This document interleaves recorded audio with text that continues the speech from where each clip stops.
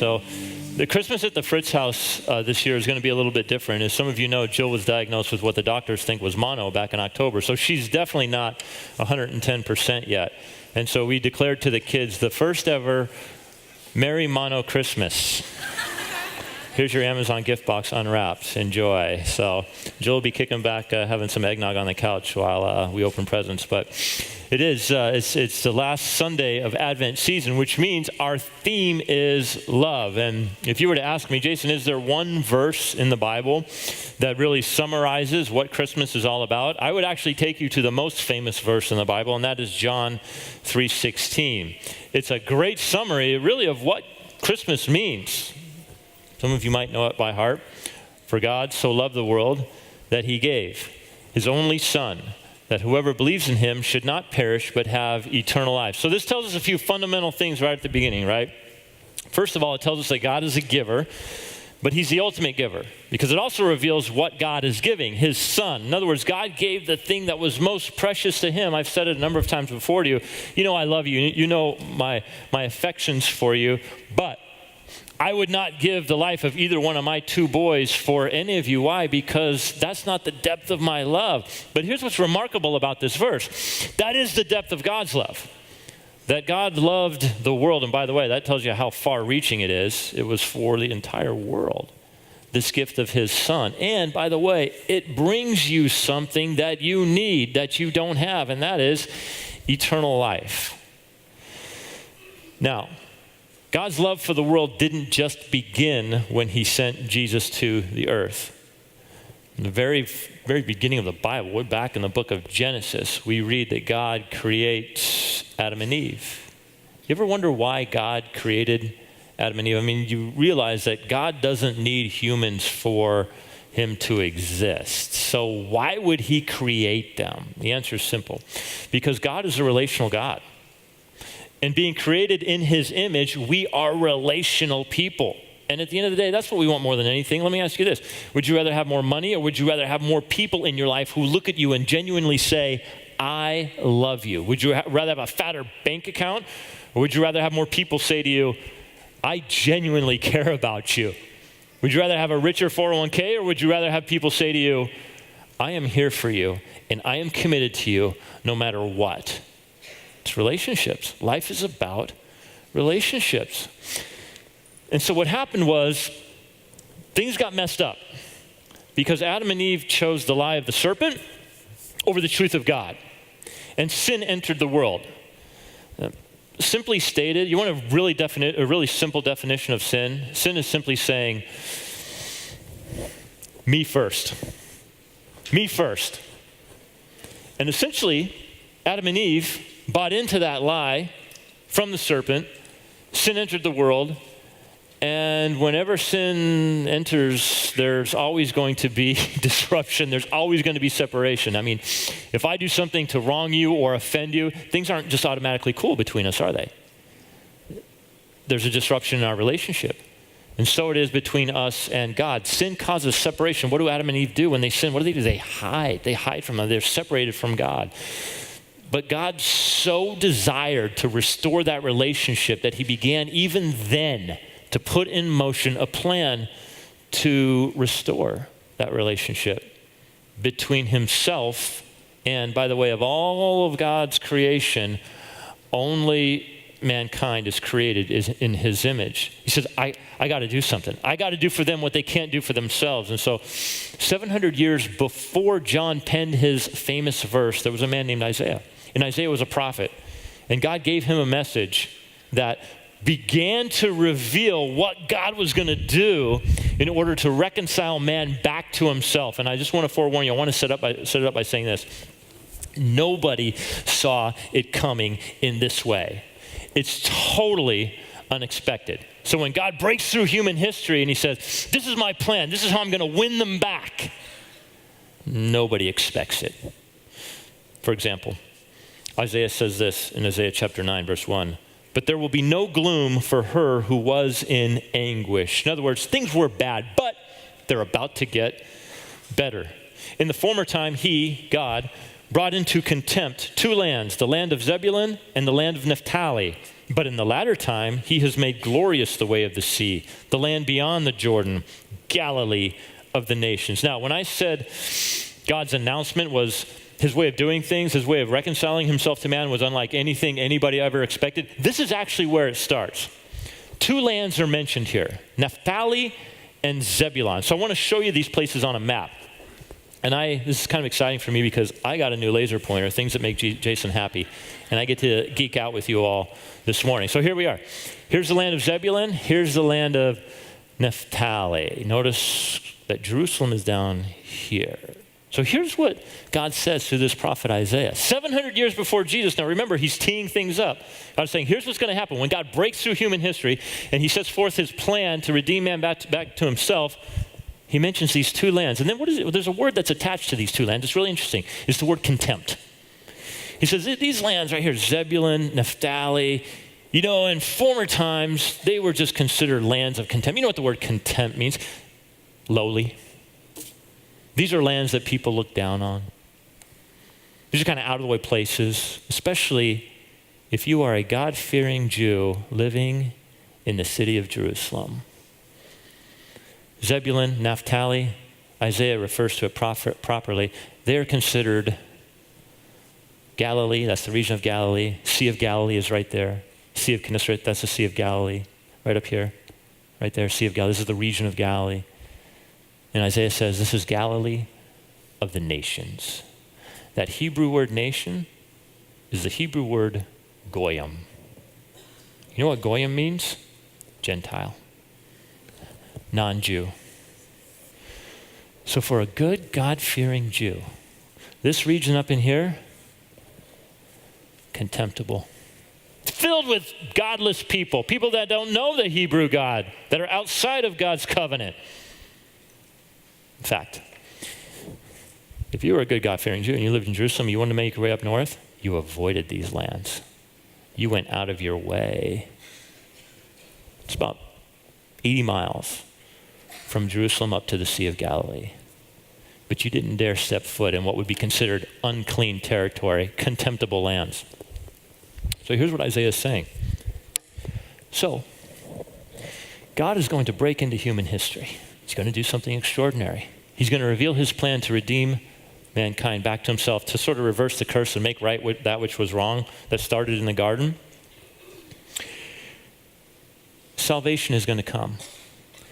And it's going to come from this contemptible, out of the way, despicable, unwanted, unthought of, dirty, unclean place. This is how the story begins. What is God doing? Do you ever notice every single part of the Christmas story is absolutely not what it should be? It is totally unexpected. A 13, 14-year-old peasant girl from the podunk town of Bethlehem, traveling to Bethlehem, she's going to give birth to the Messiah as a virgin? Come on. You would expect the Messiah to be born in a palace from some woman of notable reputation and prestige. No. It's going to be from this teenage peasant girl who is unwed. First to hear the news about the Messiah, shepherds. Shepherds were considered untrustworthy. They were lowly. Their testimony was not even admissible in court. And they get to hear. Shepherds show up at the baby shower of Jesus. Excuse me? Think of the stigma. Is this really how it's supposed to be? Mary, you were the one who wasn't married and yet you gave birth to a child. And you say conceived by the Holy Spirit? Convenient. Think about Jesus. Think about Jesus as a boy growing up and the stigma surrounding him. Who's your daddy? Oh, yeah. Oh, okay, we know about you. You too believe that you were conceived of the Holy Spirit. What a convenient way to avoid What a convenient way to avoid knowing who your dad really is. This is so unusual when you think about what God is going to do for humanity, reconciling himself, reconciling us to him. This just isn't supposed to be this way. God takes the lowly and the humble and the despised. I hope you realize this. God loves to bring great and powerful things in your life through what is low, through what is humble. We do not interpret greatness in this way, but God does all the time. It reminds me of this verse from the Apostle Paul in 1 Corinthians chapter 1. He says, but God chose what is foolish in the world to shame the wise. God chose what is weak in the world to shame the strong. God chose what is low and despised in the world, even things that are not, things you'd never think of, to bring nothing to nothing things that are, so that no human being might boast in the presence of God. Let's not make this about you and your greatness, because people might look at you and think, wow, look at what God did through such an amazing vessel. So let's put all of this in the context of where we live. And I'm going to press in on this a little bit, and I'm hoping you'll allow me to do so. Our context is this place called Scottsdale, where most of us live, or we live nearby. And Scottsdale is, come on now, we're world famous for having beautiful people, successful people, wealth, power. Scottsdale isn't really seen as a lowly place, is it? Scottsdale's rather exalted. We rank right up there with Miami and Beverly Hills in terms of the number of plastic surgery procedures in the nation. Now, it's not wrong to want to make yourself look good, but here's the gnarly little challenge that we face uniquely to us. It's so easy to take things and turn them into idols. And I have friends that minister in different places all over the world, and they'll talk to me about how tough their ministry environment is. It's so difficult to bring the gospel into this place and this place. So you want to know where it's difficult? My town. This is my town. This is my city. Because you see, what happens here is that we have so many options. We have so many things. And it's as if we have the resources to move from one, watch this now, functional savior to another. And so, when Christian brothers and sisters, when we hear the true Christmas story and we really get contemplative and we start to ask ourselves, what is God communicating? What is he doing? He's sending a very strong and very powerful message. This is the way I get things done. And so when you and I run around making ourselves look successful and strong and powerful, and when we go around buying all the right things with all the right symbols and projecting that to other people, lest we forget, God chooses the lowly, the humble, the things that are not, to shame the things that are. And when we are full of ourselves, it's really difficult for God to fill us with himself. And so you know what we need? We need a dose of reality. Because we kind of run around, and I have a friend that calls Scottsdale Disneyland, and he's right in so many ways. So what we need is, because here's the problem. What God is communicating, the message he's sending, the way he's doing things, it gets totally lost on us. It gets totally lost on us. And so we need something to just kind of get up in our face and confront us with the reality of our situation. And that's why in Isaiah chapter 9, verse 2, we get this.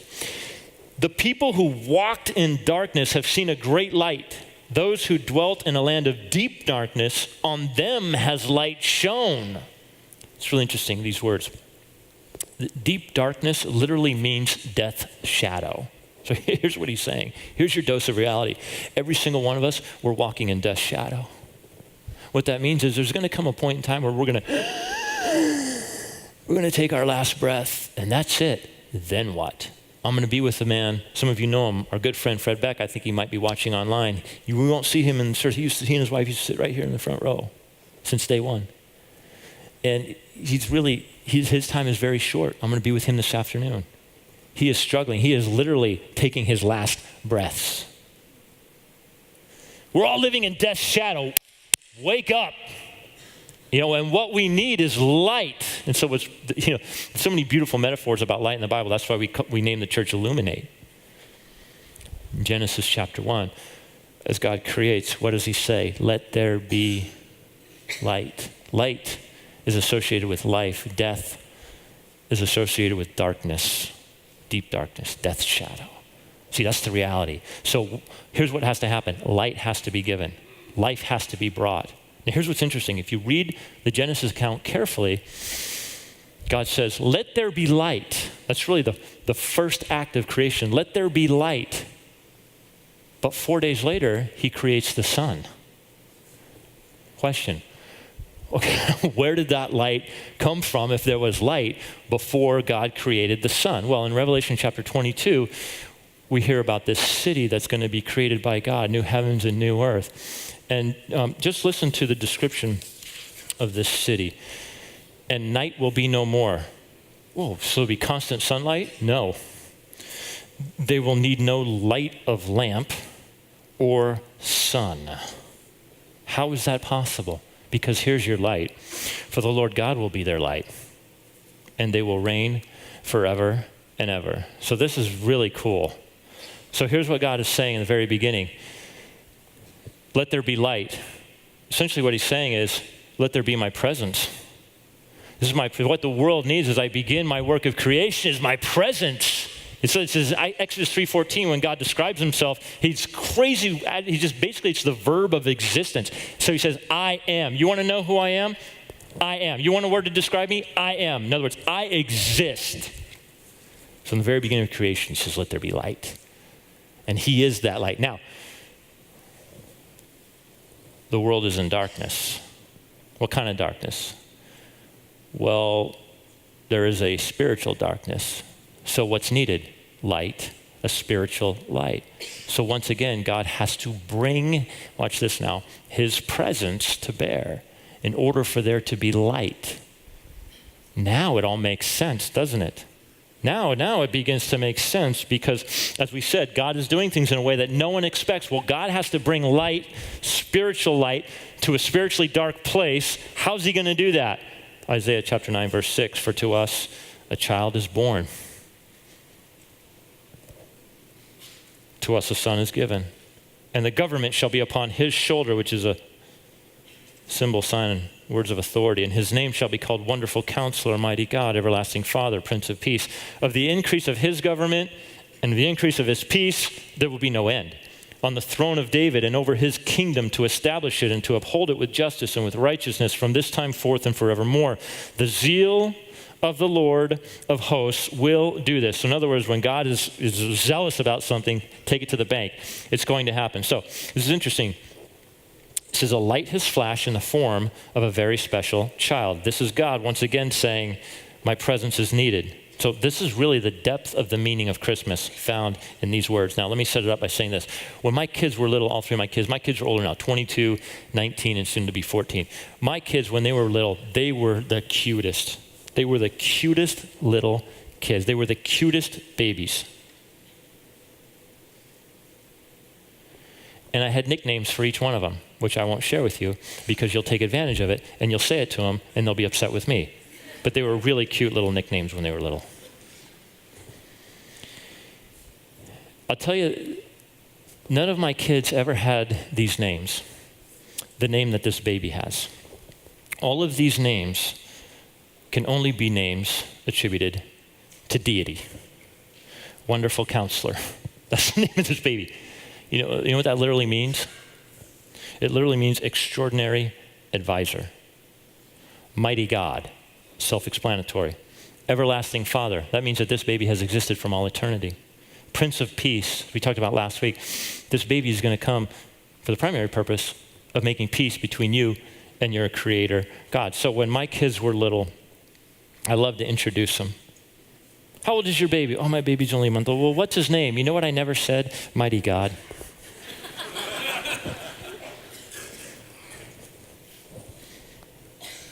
Let me introduce you to Everlasting Father.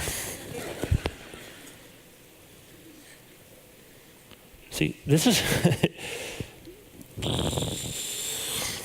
what is God doing? Nothing is like Christianity. Nothing even comes close. Nothing comes close to biblical Christianity. Christianity means that God came in the flesh. And he dwells among us, as John says, and we beheld his glory. And it was the kind of glory that could only come from God the Father, because Jesus was doing this stuff like commanding nature and the elements, and he was walking on water, and he was walking around forgiving people of their sins. And if you realize that God came in the form of Jesus, then it really alters your outlook on a lot of things. I mean, you can't do or say what many people in our culture do and say. For example, you can't describe Jesus as someone who is just so inspirational. You know, Tony Robbins, Oprah, and Jesus, so inspirational. I mean, there you have, it's like the holy trinity of inspiration right there. Isn't it wonderful that we have these three people to inspire us like this? Look, not one person in Jesus' day looked at him and said, wow, what an inspiring figure. No, instead they looked at him and they went, never seen anything like it. He does command nature. He's going around forgiving people of their sins. You got to come see him. You got to come see this guy. But it's not in the way you expect, because this guy Nathaniel hears about this. He hears about Jesus. Word is spreading. And Nathaniel, he says, well, tell me more. Well, this Jesus, he's from Nazareth. Now, you know where Nazareth is? It's in the region of Galilee. Contemptible. This is why Nathaniel says, you mean to tell me that God is bringing salvation from Galilee? From the Goyim? From that region? And then he says, can anything good come from Nazareth? Can anything good come from Galilee? Yeah. What's God doing? Because God chooses the lowly, the humble. Because Christian, why are we exalting ourselves all the time? We're not fitting in the biblical framework here. So, these names are quite significant. One of the more difficult things for me to answer as a pastor is this question: why does God allow suffering? We understand from the scriptures that God uses suffering for his glory, to reveal who he is, and for our good. And yet I'm fully aware that in the moment that answer doesn't fully satisfy many people. But I can tell you this. Because of what we read here, God has skin in the game. Literally. He didn't spare himself from the way in which the world he created operates. So, Jesus being born into poverty, taking on humanity, he knew what it was like to be, have you ever been rejected by someone very close to you? Someone that you did everything for, and they turn their back on you? Jesus understands. Have you ever been persecuted just for doing what was right? Jesus understands. Have you ever had people try to squeeze you into a box and control you? Jesus understands. Have you ever loved someone so much and that those very people turn around and they spit on you and they kick you and they hit you and they drive nails through your hands and feet and they torture you and you're hanging on a cross? Have you ever experienced that kind of human suffering? See, this is why the author of Hebrews says, here's the beauty of the incarnation. Jesus is now our sympathetic high priest. He knows what it's like to go through life. You can never say, well, you don't know what it's like, Jesus, Well, I guess you do. He's been tempted in every way, the scripture says, yet without sin. Can you imagine if Jesus came in strength and power and nobility and loftiness instead of gentle, meek, and mild? What if he was born in a palace? What if he was born in a military camp where he was trained to carry a weapon and to carry out justice and to do away with all evil? Now, some of you are saying, where's that Jesus? We got a lot of evil on the earth. Where's that Jesus? How come that Jesus didn't come? Instead, we get, the non-judgmental Jesus. We get the saving Jesus. Where's the Jesus that puts an end to all evil? You don't want that Jesus. You don't want that Jesus in his first coming. You know why? Because if Jesus came to put an end to all evil, it's the end of you. And it's the end of me. Now you say, Jason, back off. This is a Christmas message. Make me feel better. So let me ask you this question. Do not answer out loud because we don't want to scare the people around you. But to prove the point, have you ever wished someone wasn't on the planet? When's the last time someone cut you off in traffic intentionally? Oh, you just know it was intentional too. And let me ask you this. And if you had the ability to snap your fingers and make that person go away, would you? Don't answer.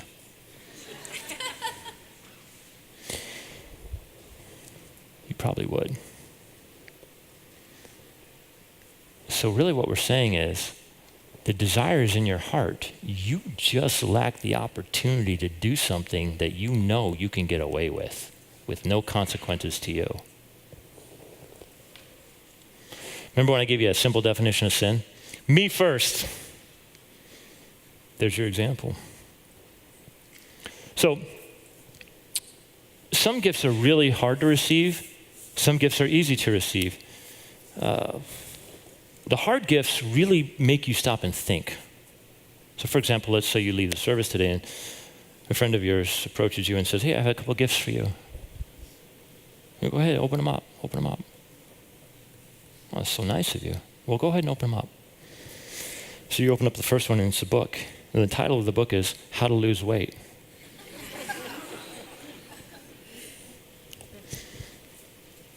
You open up the second book.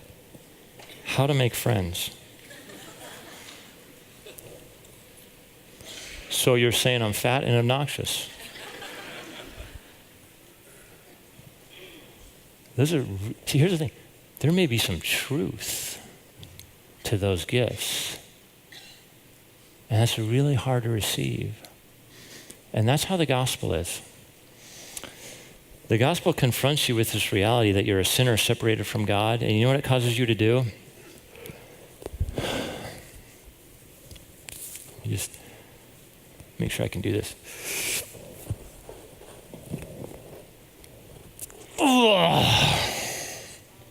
It makes you swallow your pride. It makes you say, I can't, in and of myself, fix what I made wrong. I can't do it. Have you ever had someone help you in your time of need? Maybe it was a financial help, or maybe you were out of a job and a brother or sister comes to you and says, hey, I know times are tough for you right now, but I just want to give you this. I just want to give you, it's just a gift. And if you're a guy especially, it's so hard to receive that gift. It's so hard. Why? Because you're thinking, can I not provide for myself?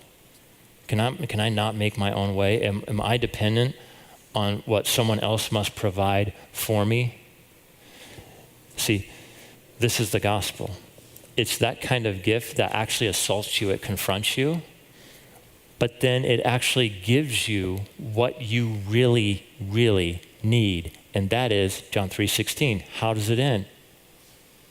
What is the fruit of receiving the gift of the Son of God? It's eternal life. So we'll end by talking about hell. Not your typical Christmas message this morning, is it? Do you want to know why Jesus talked about hell so much? His two favorite topics. You know what they were? What he talked about almost more than anything else? Your money and hell. Why did he talk about hell so often? Simple reason.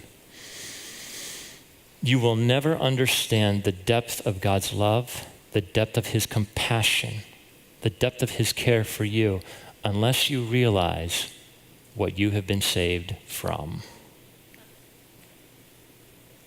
So if I say to you, hey, I want to pay your bill, you say, which one? My $50 internet bill or the $1 million bill that I received from the hospital after staying there for 3 months? Which one are you going to pay, Jason? And I say, I'm going to pay them all. Pay them all. But in order for me to do that, I'm going to have to sell everything I have. I'm going to have to give up everything I have. I'm going to have to make myself poor so you can be rich. Merry Christmas, everybody. That's exactly what God did for you. That's the gift that God gave you in his son, Jesus Christ. Jesus made himself poor, born in a stable, laid in a manger, suffered the humiliation, endured the cross. Why? The motivating factor was the love of God. So this really is the main theme of Christmas. How do you know you've accepted it and embraced it? Simple. Scripture says, we, God's people, love others. Why? Because he loved us first. And so when you understand the depth of God's love for you, it's just like being a peacemaker. You've got peace with God. You don't have to wait for people to make peace with you. You don't have to wait for people to initiate peace with you. You make peace because you've been offered peace. And your greatest enemy has already been, in verse 5, there's a war that's waged. And the war is won on your behalf. It was a war against death that separated you from God. You didn't have to lift a finger. Jesus was your champion. That's already been won. You've got peace with God. The motivating factor was the love of God. Why would you withhold love from those around you? It doesn't matter. Don't wait for them. Do it. That's how you know you understand the depth of the Christmas story. Father, what an amazing story. Only a supernatural God who cares deeply for his creation would do something like this. And God, I pray that as we leave this place today, our hearts would continue to be softened, God, that we would understand it, that we would get it. And in the culture, in the city that we live in, Father, may we be different. May we express and cling to what is lowly and adopt it, bring it into our hearts, what is humble. And instead of trying to exalt ourselves, it would be less of us so there can be more of you. And that none of us can boast. None of us can, in a sense, be our own gods. That space is reserved for you. So God, I pray that as we leave here today and as we enter even into the next 2 days in this season, God, you would remind us over and over again of who you are and what you've done for us and what that means to us. We ask it in the name of your son, Jesus Christ, and God's people said, amen.